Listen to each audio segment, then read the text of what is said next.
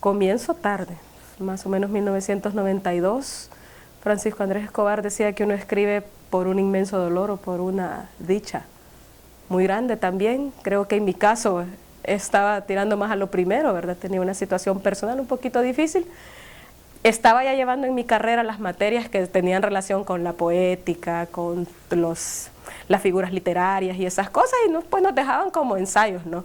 Además yo ya estaba leyendo algunas escritoras que me habían gustado, que habían llegado libros a mis manos de ellas, y en eso apareció ahí un concurso de juegos florales y una amiga nos compartió las bases, y yo dije, bueno, voy a recopilar esto, lo voy a mandar y a ver qué tal, y no me fue tan mal, digamos, para una primera experiencia de un material que pues era muy joven, digamos, para mí, muy nuevo.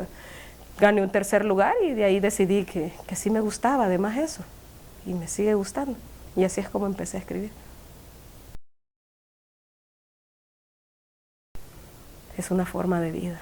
La poesía es una manera de ver la realidad, es una manera de devolver con la misma poesía, ¿no? Lo que la realidad te imprime, te marca, te habla, y es un diálogo también con la misma realidad. Yo no entiendo otra manera de vivir que no sea a través de la poesía y a través de la literatura, porque mi carrera también es eso, ¿no?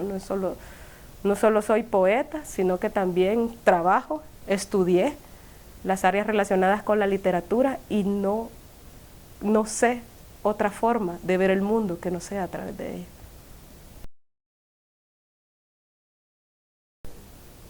Varias influencias, casi siempre uno habla de las influencias literarias, es decir, a quién leía yo y entonces escribía a la manera de, quién me gustaba y de alguna manera se ha quedado en mis poemas. Yo tengo quizás tres grandes cajones, ¿no?, de mis escritores favoritos. Uno son esos escritores que me marcaron en la infancia, que tampoco puedo presumir de que leyera mucho porque realmente en mi casa no había tantos libros por razones económicas, no tanto porque la pasión no existiera. Mi madre una vez me confesó que a ella le gustaba mucho la cuestión del arte y que ella se alegraba porque prácticamente yo así había podido dedicarme a eso, aunque ella no lo había podido hacer en el momento que lo hubiese deseado. Entonces en mi casa había muy pocos libros de poesía y muy pocos libros de literatura. Llegaban los que llegaban por las clases. Entonces en ese camino llegó a mis manos un libro que ella, por cierto, se encontró tirado en una calle, de Pedro Xofra Rivas, que era la colección Caballito de Mar, que es la de Solo Amor. Entonces ese libro era lo único que yo tenía de poesía en la casa prácticamente, y lo leía y lo releía y me aprendía los sonetos, y es mi autor favorito, terminé haciendo la tesis de él. Entonces él me marcó, pero no puedo decir que él esté en mi poesía, lastimosamente. Nunca he podido escribir poemas con la vena precolombina, aparte de que me gusta muchísimo eso, pero no he podido escribir un poema así, aparte me parece que los de él son suficientemente grandes, ¿no?, como para quererlo imitar o no lo podría alcanzar. Esos son unos. Los otros que fueron los de mis inicios como escritora, yo leía mucho a Yoconda Belli, me regalaban esos libros, por un montón de razones llegaban libros de escritores como muy jóvenes, en ese momento muy nuevos a mi mano, más bien, ¿verdad? Estaba Como Agua para Chocolates, todo ese montón de libros que yo leía mucho y veía ese tema de la mujer. Yo me crié en un matriarcado, entonces yo me identificaba muchísimo con eso. Alguna vez un escritor salvadoreño criticó la poesía de las mujeres de los 90 y decía, es que todas son unas yoconditas. Entonces yo volteé a ver mis poemas y dije, tiene razón. Y sencillamente lo que hice fue buscar otras nuevas maneras de decirme a mí misma lo que yo quería decir. En ese camino me encontré a quien yo creo que sí ha marcado mi poesía de alguna manera, ¿verdad?, que es Borges. Porque buscando a otros autores llegué a Borges y descubrí no solo las formas, porque en eso yo jamás podría decir que lo voy a alcanzar, que lo voy a imitar, que voy a poder emular algo de Borges, pero sí los temas, que son un montón de temas compartidos que a mí me gustan mucho, la memoria, la soledad a veces, esa idea del otro, etcétera, ¿no? Entonces quizás como ejemplo y hay muchísimos más, pero digamos que como ejemplo de esas influencias que yo llamo, ¿no?, podrían ser esos tres autores. Pues no, yo siempre digo que soy una poeta degenerada, es decir, desgenerada, ¿verdad?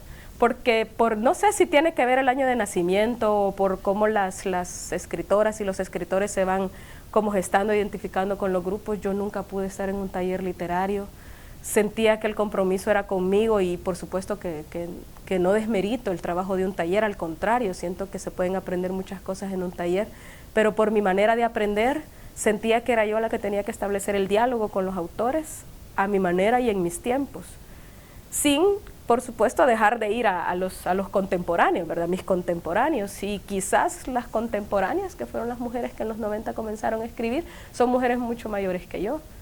Silvia Elena Regalado, Kenny Rodríguez, Silvia Matus, mujeres con las que hacíamos recitales, con las que compartíamos la poesía, pero que escribimos de manera totalmente distinta y que cada cual ha tomado pues sus rumbos. Luego con Poesía y Más, por ejemplo, son mujeres también como grandes que yo, ¿verdad? Está María Cristina Orantes, Claudia Rodier, luego con Carmen González Huguet, Aida Párraga, que quizás es la que es un poquito más cercana, pero yo no me identifico con un grupo y nunca estuve en un taller literario trabajando mi material.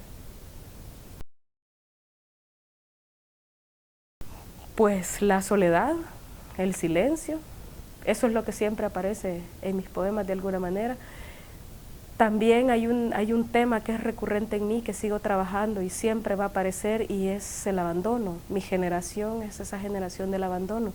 Somos los niños casi adolescentes de la guerra que ven irse a sus amigos, que ven irse a sus hermanos, que ven irse a sus vecinos, que no entienden por qué.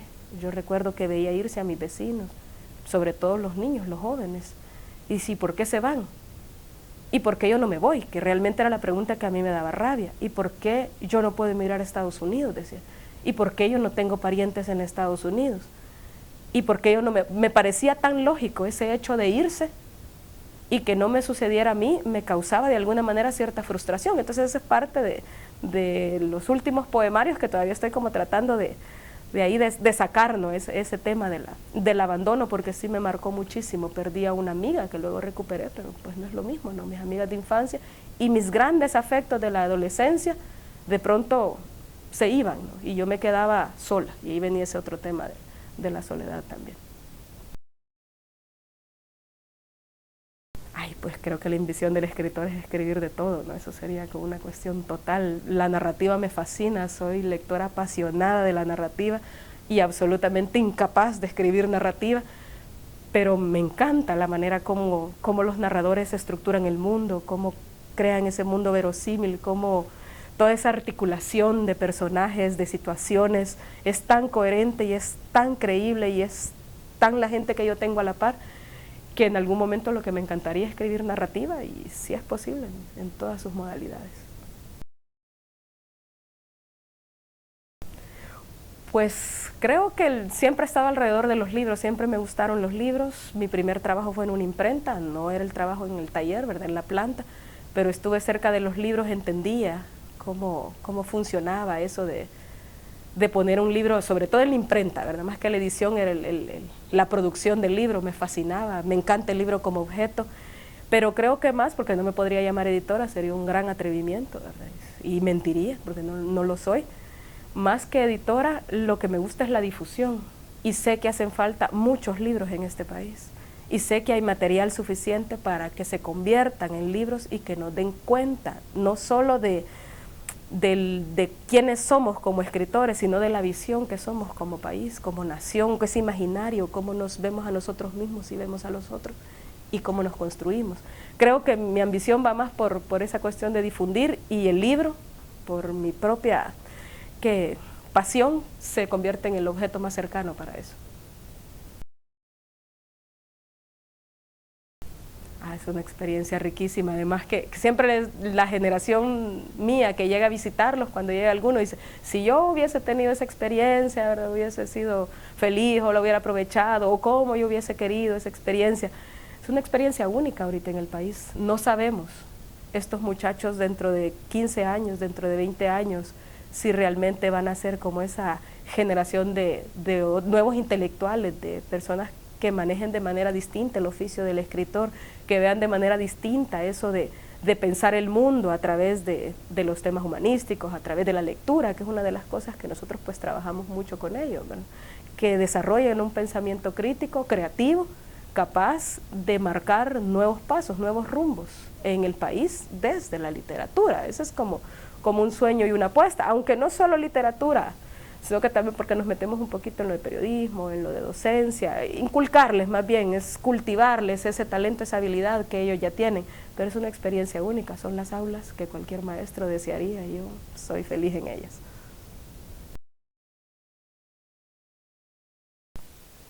Yo creo que la literatura siempre ha estado saludable, creo que es algo que pese a todo no puede evitarse. El asunto es todo lo que viene después, porque eso es todo un proceso. Alguien escribe porque necesita escribir, pero a eso le sumamos que alguien que necesita escribir y escribe, debe publicar, debe mostrarse, debe creer en eso, debe ser escritor, debe comportarse como escritor, debe vivir de eso, y ahí es donde vienen los problemas. Yo creo que uno vive en la literatura y si fuéramos más conscientes de eso, podríamos tener otras oportunidades incluso de posicionarnos como queremos que a veces los otros nos vean. También a veces nosotros nos conmiseramos. Rafael Mengíbar Ochoa siempre nos regañaba con eso. O sea, no se conmiseren, jamás. Porque si ustedes se conmiseran, nadie los va a tomar en serio. Y creo que parte de conmiserarnos es no trabajar el oficio. Y una de las cosas que aprendimos, y en eso son muchos agradecimientos a Rafael, es esa idea de que escribir es un trabajo también, es un oficio. No solo es un hobby, no solo es una pasión, no es algo que nos gusta. En ese sentido creo que lo que necesita la literatura salvadoreña es creer en ese oficio. Y hay grandes que han creído en eso y por eso son grandes. Pero muchos creen y se quedan con la anécdota de los grandes. Y piensan que por eso van a ser escritores. Porque beben como fulano, porque viven como fulano, porque leen lo que leía fulano. Y no es eso. Es crecer, es escribir, es corregir, es creer en algo, pero es también estar dispuesto, ¿verdad?, a tolerar mucho de lo que el sistema se plantea como agreste para el escritor. Pero si yo tengo un diálogo con la literatura y tengo un diálogo con mi producción, con lo que yo hago, y en eso estoy bien, para mí ese es un gran paso de seguridad de los escritores. Pues estoy muy metida con lo de la docencia, me fascina dar clases en la escuela, ver a estos jovencitos que intentan escribir, que comienzan a escribir, que apuestan por eso. Yo sigo escribiendo porque no puedo y a veces también viene un poema y no lo puedo escribir. Estoy un poquito detenida en eso, ¿verdad? Tengo una idea que todavía no termino de cerrar, que todavía me pesa mucho. Es un libro que ha salido de a pocos, ¿verdad? Poemas por aquí, poemas por allá, que espero cerrar pronto porque sí también me está matando. Y después de eso quiero dedicarme ya a escribir otro tipo de temáticas, a hacer otro tipo de exploraciones y también quiero trabajar mucho en la investigación literaria y el tema de la restauración, de la conservación más bien, de la literatura, de libros canónicos a mi juicio que no se han vuelto a editar. Tal vez ahí presumiría no de editora sino que de difusora más bien, ¿verdad? Porque sí hace falta mucho que volver a leer en este país para ir hacia adelante.